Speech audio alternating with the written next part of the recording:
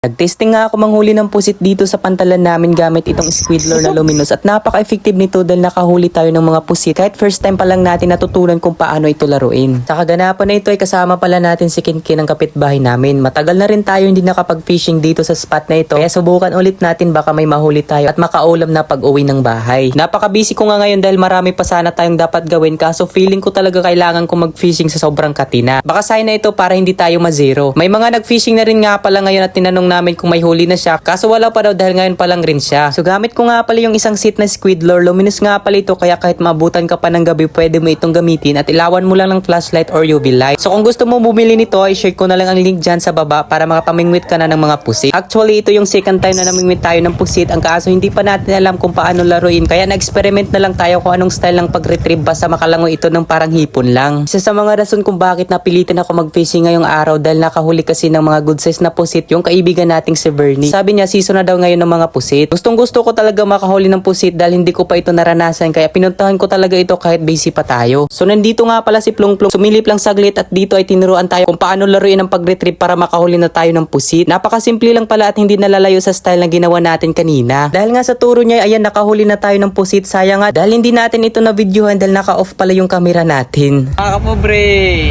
sayang hindi ko na video yung paglaban natin sa kanya. Eto na yun. At dito naman mga kapobre sinundan ulit tayo ng huli. Ano? Nasab! Sinasab! Isun mga kapobre, nokos! Arbis na. Nakukira ba? Nagamay. Nokos ulit! Swan. Wala na buhay na nokos ulit! 2-0. Ito mga kapobre, 2-0.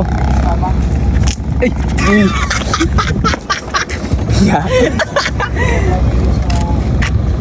Ata-atak kilaw na. 2-0. Atak. Yan, fish on mga kapobre.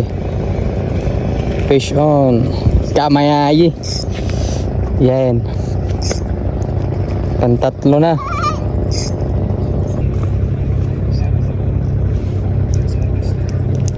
Yan. Bigmayay lang master. So ayun mga kapobre nakatatlo na tayo kaso ang liit lang nila. Mas maganda sana kung malaki pero okay na yan kaysa sa mabutlog tayo.